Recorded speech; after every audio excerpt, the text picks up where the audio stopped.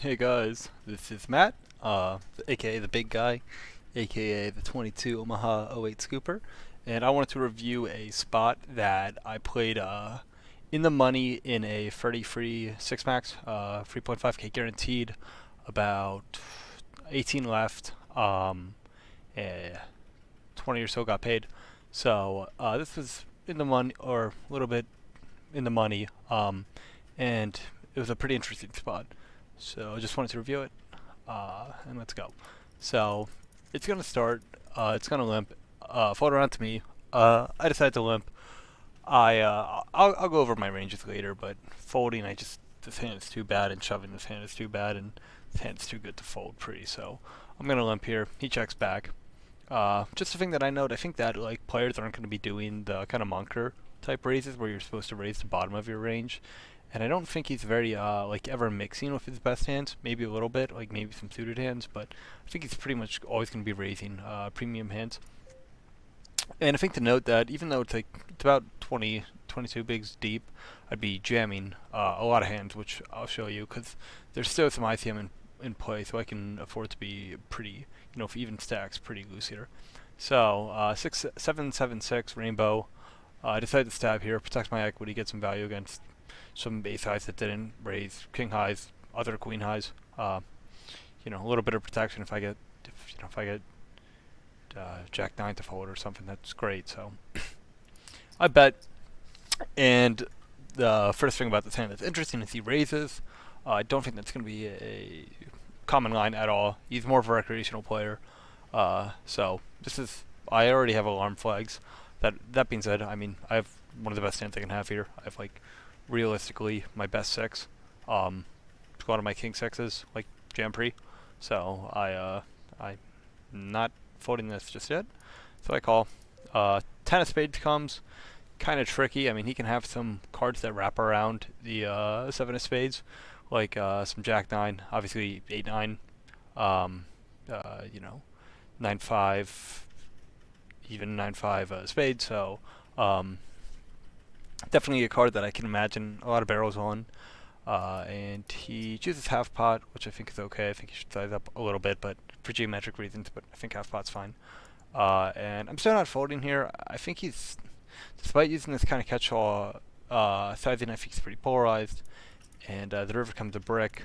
I have to be at a decision for all my chips, and I think I'm good 1 in 4 times here, and I have a good price, and I'm at the top of my range. I call, and he shows 4-5, which I'm not too surprised. When he raised, I thought it was pretty split between 8-9 and 4-5. I was a little scared that he used 8-9 when he actually used that kind of medium sizing, but I think I was near the top of my range, and it's just one of those spots where I think he's just too bluff heavy when he raises. But it's a spot that I actually kind of want to look at Pio, see what I want to do with my hand against raise, if there's such thing as raises, and kind of what I might want to do with some other hands in Slimp PvP strategy. Some things like 7x, I'm curious what they do if they ever find raises. So let's check it out here. I ran the sim already, so one of the first things to note is that the ranges are going to be really weird. So my out of position range, I have this like semi-capped range where I do have traps and some of these half traps at frequency, these suited hands. My offsuit hands, I'm just like jamming here, and kind of all these pairs that are less premium, I'm jamming, and then I have this whole middling range. I have some really garbage hands that I'm just folding out in here, but I'm even limping these like 4 deuce, free deuce, free. I mean 4 deuce off, 4 free off. Like, I think that I can get limp stabs in a lot, so I actually have a pretty expanded range. I have some suited kings mixing. I think jamming them is profitable, but I do find myself limping these. None of the suited aces I'm playing anything special with at this frequency. I'm just jamming. Any ace X I'm jamming for 21, 22 bigs effective. So good king X's, my elite queens. So I have the semi-capped range, but that's like pretty condensed to middling hands. Now in position, I had him completely capped. I think he's just like he's not mixing with like aces and kings and queens or having weird checkbacks. I think he's just going to be raising his value hands, definitely over his pairs. I did put some good, like some of his better hands, like the king jack off and maybe even the king nine suited as like kind of mixes, because I think maybe some players can raise them, some players kind of go back and forth. But I think like even hands as good as like king 8 suited, king 7 suited, queen 8 suited. Like these are really good hands and should be raised. But I just think population meta is not raising these hands, which is why I like limping so much. Like they just say, oh, pretty hand, I don't want to go all in, I don't want to get trapped. So I put these at 100% frequency. And for the sizes, I just pretty much did what, for his imposition sizes, I did what he did, as well as putting a kind of a really tiny bet. I'm curious if this is ever used. This is just a curiosity thing. And then obviously the all-in, which is like your 70% bet that they used. For me, I did my one size, which is just stab. I think on this board, that's my only size. And then I did a small and a bigger, and then I did a small and a effectively all-in by the river. But I don't think we're going to be... I don't think it's a 23 bigs. It's a spot where we have a bunch of robust bet sizes. So really on to the sizing here. So I also, it's interesting to see that I'm going to be mixing bet and check pretty often. Like, I guess I'm checking more with kind of a capped range and being out of position. But I do have some nutty hands, and I do have some, hands like 8 deuce that's just, I can bet and just take it down, right? You'll see here that the no back door, even though that hand is pretty garbage, it still bets sometimes, just for the equity denial. We'll see, even some hands with showdown value, like King X, like, they're mostly just checking, but you can see some bets occasionally, just to kind of keep you a little bit harder to read. We're going to see in these middling region, like the Jack X instead of showdown value, they're going to check, and some of these more garbagey hands that can, I think, delayed fee bet and pick up straights, they're also going to be playing as pure checks. But like when you have the like 8 as an out to like a 6, that starts to be important. And even our 7s are mixing. So it's a really mix heavy strategy.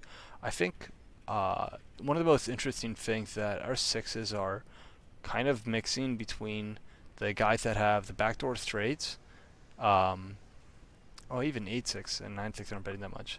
So kind of our worst 6s that don't get to get a lot of value and don't have any other overcard for protection. And then these cards that can also have these other overcards that turn them well, they're gonna check more. They don't need protection as much. But if you see like Queen 6 is a pretty nutty 6, so we're gonna start wanting to bet it. And so it's a really, really, really balanced strategy. The only real pure bets are our slow plays that are vulnerable. So 10-10 and Jack-Jack, and that makes sense. And also some of the really, really low equity hands, like obviously the 8 deuce and some of the 10x type hands. They're just plain pure bet because they need protection. So we chose bet on this hand, which I think with our combo, if you can see, Queen of Spades, 6 of Clubs. So Queen of Spades, 6 of Clubs. They're all mixing at the same frequency. So they're same EV. I chose bet. I think I usually roll pure bet here, but mixing is obviously good at GTO. And our opponent does get to raise a little bit to the tune of 11% with this size. I had to raise a little bit smaller than what it should be in Pio. He ended up raising it to 50. Oh no, I got the raise right. That's fine. Okay, sorry. And then so he's really not going to be raising his hands, like this hand right here with the gutter, and whenever it has the backdoor combos, it's just like kind of always raising. The gutter is super helpful. You still only have 10 high. You get to fold out my jacks and some of my queens that decide to bet, and some of those kings that bet at small frequency. And you also have the gutter to the nuts, and the 10 and the 9 are usually good. So something that's interesting is 5-4. With the outs being less clean, and the 5 and the 4 not really being significant outs, it like really possible outs, it doesn't like raising here. Like the EVs are pretty similar between raising and calling, but it's just a spot that um, really I think just it would prefer to call, turn into a bluff later. Your 5 and your 4 aren't good outs, and you kind of like might have to start to raise fold if you do raise them. Where it's like 10-9, it's like okay. I imagine that can often be a raise call because of how good it is. And then you just fold out these awful hands that just have no equity. You'll see these like the 8x type hands with no backdoors are just plain fold here. Sevens are actually kind of mixing raises. Like the worst are like the sevens with no. Yeah, that's kind of interesting. Oh, okay. It's just a mix. I think it's just to keep it honest for some of the bluffs that it has. Some other random bluffs are like 10-5. Like you have the double backdoors, so the 5 wraps around the 6 and the 7, and then the 10 you can get the 8-9. So you will even see the heart combo start to fold sometimes, even though with the backdoors, it's just you have significantly less, and sometimes even occasionally raise. King X, I imagine this is kind of a, with the King 8 of hearts, it's just a frequency of like, okay, I don't have the heart backdoor, I probably have the best hand, my overs are clean, mostly, but I also want to lock up equity. So these are kind of mixes that I imagine I don't imagine players really playing them like that. And 6x is really never raising, with the exception of this ace-6 that sometimes gets in here that he doesn't ISO pre. And the reason that is just because it's a nutted 6, so you can just start to generate more value against 6s, semi-protection, and also starts cooler 6s. So that's a pretty good thing there. And 6 deuce is kind of the opposite in that it's like your worst 6, and you don't have any other backup equity, and it's good to get protection in that spot as well. So I'm going to say he did the raise, even though the 5-4 is not in there, because I'm curious what I'm going to want to play this hand like, regardless. And then so we're doing a lot of mixing of actually some free bets, which is really interesting. I didn't even know on the flop I had. Oh, okay, yeah. So I did have that raise out of position. I see, yeah. So that's interesting that I had that line. I was just thinking that as like a check raise type spot, but it actually has this really interesting mixed equilibrium line of like even our 7s just start to raise because we just want to start cooling 6s, I imagine. And then some of these more nutty 7s that don't need protection kind of call. But then these like really good 7s that can immediately other cooler 7s start to raise. And then these like, I guess the 7s that can't make straights raise, 7s that cooler raise. I imagine it's the frequency of the queen and the jack kind of maybe condensing, blocking and condensing the betting range. I'm not quite sure there actually. There's a lot of pure folds of just kind of the more garbagey hands. Every 6x is calling, and 6x is never really raising here, so understandable. Let me see if 6x is raising now. 6x is just never raising, so my combo is playing as a pure call, which I did. And then the turn is the very interesting 10 of spades, and I just put myself as always checking here. And he's using this half pot sizing half the time after he barrels, and in the times that he has 5-4, he doesn't really. But it actually has him if he does find that raise. It really just prefers checking and taking the equity, with the outs being non-nutted. Like, it's just a higher line. 5-4 of spades is funny. That check is just way better than even betting or jamming. But 5-4 offsuit, it's a similar EV to checking, but checking is just always going to be higher EV if you look at it. So he took a weird line, but I'm just going to say for the sake of it, he bet, right? And then so I want to see what my queen 6 is doing. And we start to mix some folds with my combo. Having the I think queen of spades is going to be pretty bad here because we block a lot of their raise combos. So let's go back. I mean, like, it's still mostly a call, right? Um, but the reason why it wants to start mixing is the queen of spades. If we go to where they raise, um, they start raising some like of these. Where are these queen X offsuit hands? Um, they like are always pure raising. Oh no. Oh wait, sorry. Oh yeah. So these queen X hands, they're gonna start raising like and queen 8 suited. They're gonna start raising like the spade combos because the back door. And so it's like not super relevant, but they start raising that occasionally. And then queen 7, it's just kind of mixing. Queen 5 of spades, just kind of raising sometimes with the wrapper, and of course like the club too. So it just kind of, it's a really close spot. BVB's pretty tight like that. So occasionally just would, if it had to fold any queen, that's what I would want to do. So back to where we were, and they bet the half pot. Oh wait, oops, bet raise. Cool, sorry. And then check. They bet the half pot sizing. My hand is playing as a mostly call, so I call. The river is one of the biggest bricks in the deck. Check, and they're pretty much always gonna. This quarter pot sizing is just never a thing here. Like, that's just stupid. Reopening the action. They're always gonna be jamming sevens. Let me think if there's any mandatory bluffs. And some of these 9x hands that, like, these, you know, Jack 9 hands that start wrapping around, they're gonna start, you know, they're gonna kind of mix them. 10-9 is actually one of the few hands that is tempted to use this tiny sizing, which kind of makes sense. I was actually curious about that.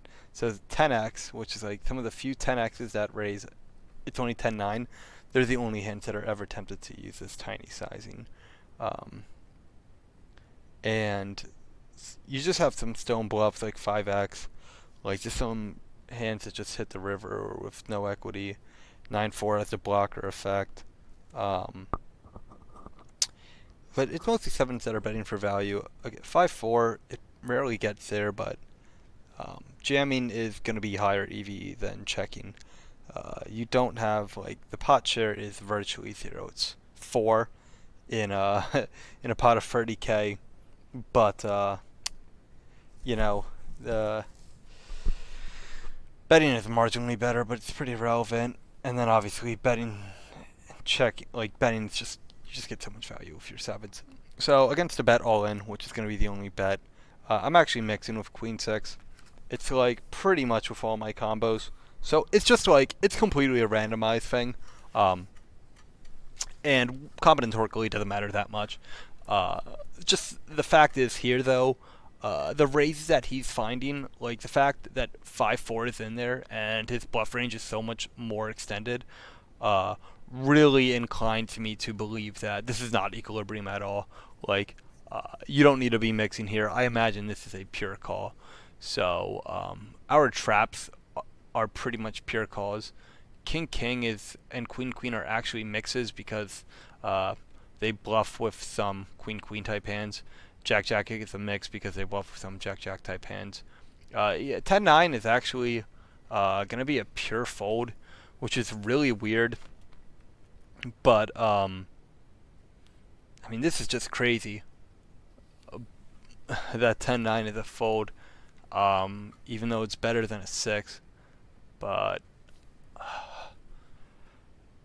if I were to make a guess here, why it really, and even the 10-8, why it really doesn't like the 10s is that, I mean, the 8 and the 9 block, like the 8 and the 9 block a lot of their bluffs. So it's just mostly in terms of blocker. So 10-8 is still a fold. I'm trying to think if there's, yeah, 8-6 is a great example of a hand that's just playing pure fold, because that 8 blocker is just so bad. So many of their hands that are bluffs just wrap around the 6 and the 7, so the 9x and the 8x. So having them is just pretty bad. Having just this queen here is really nice because it doesn't really block. Interestingly enough, the deuce X, it really likes, by the time we hit it with the backdoor, it likes calling on the river because it just has like 0 blockers to their bluffs. So it prefers the deuce X call over the 10x call, which makes sense in a polarized spot right here. And 6 deuce is a like pure call with the, it's just blocks none of their bluffs. It's very, very good because they're never bluffing a 6 or a deuce. So some interesting spots that I kind of wanted to go through is, if I would take a check frequency, I wonder if at any point they're 5-4, like if I would ever fold to their 5-4. So let's, and I imagine they're barreling that, but let's check it out and see. So I'm going to go back to the root, and I'm actually going to take a check strategy. So they're going to be doing pretty much the same amount of mixing. If we go to 5-4, 5-4 is actually just mixing a shit ton. I think it just wants to be balanced. It doesn't want to like be straight capped in the time it checks. And then 5-4 suited is just mostly playing pure bet because of the back doors, where the heart combo, which doesn't have the back doors, actually starts to kind of play the same as 5-4-0 with the mixes. So I'm going to say that they bet. I think player population is betting 5-6, and Queen 6 is rarely raising. It's tempted to, because of just how good of a queen it is. Like if you compare it, it just wants to start to raise. And then these like little guys that can, suited hands with backdoors, I think, that can start making like 4-5. Well, not even 6 deuce can. I guess just don't have any other backup equity. Sometimes likes to raise to protect. But that's pretty much a mixed thing that it's not super relevant for our game tree. So Queen 6, because it's an elite 6, tempted to raise sometimes, but still mostly calling. So on the 10 of spades, let's see what they do. So I'm checking, and it is really, again, like the 5-4, it does not like it as much because really, oh yeah, because its outs are no longer nutted. Like the 8 is not that great of a card. I have a lot of 9x's in my range that float here, so I'm pretty much have. I mean, I can go back here, but I imagine, where are my 9x's here? I mean, I have some bad 9s that are folding, but like my 9x's are still mostly just playing call here, and then even these offsuit 9s that I come here with, because most of my junky ones aren't there. So I'm like always playing pure call with my 9s. So that 8 is not very nutted. So on the 10 of spades, I'm going to play check here. And this 5-4 is just, I think delayed c-bet. Obviously 5-4 suited is just going to be continuing with the additional equity. But like it really needs that equity to continue. And 5-4, it doesn't have enough here. I think it's, a nice like river bluff probably, so we'll check it out. But a double barrel, it's kind of rough. And we still have some ability to make some straights, but they're not nutted, so we don't want to go too ham always barreling this. I imagine a hand like Jack 9, yeah, like Jack 9, it's just those hands that wrap around and like turn the gutter. Those are always betting. And Jack 8, those are the hands that want to prefer to bet. We see a little bit of mixing with 10x here, which is pretty interesting, I think. Pretty cool. I think just having some good hands to mix. And I'm just going to say that they bet here, and 7s have to start to find a raise if they haven't yet. But my combo is just always calling, my Queen X combo. It's starting to get close, though. And on the deuce of diamonds river, I'm checking, and 5-4, it's just mixing. Like the spades, by the time it gets there, it like wants to find some bluffs. So that's really the only combo. And of course the one spade combos which want to try to start bluffing on the river, I imagine are mixing as well. Though it's just you just can't over bluff here because I mean if they bet with my queen six, I'm just playing a pure call, and I just have like all these one pair hands that are just like always just playing pure call here.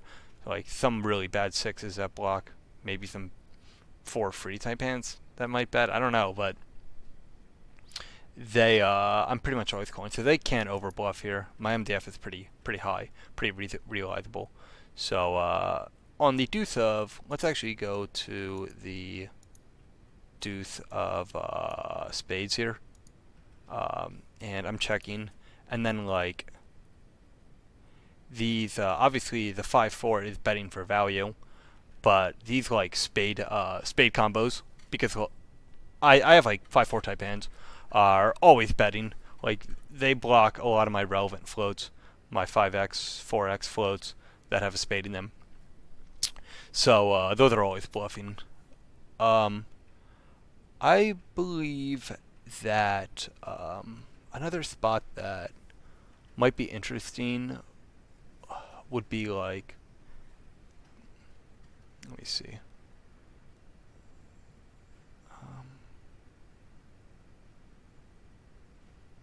Oh yes. So another spot that would be interesting is 5-4 line when it wants to start bluffing.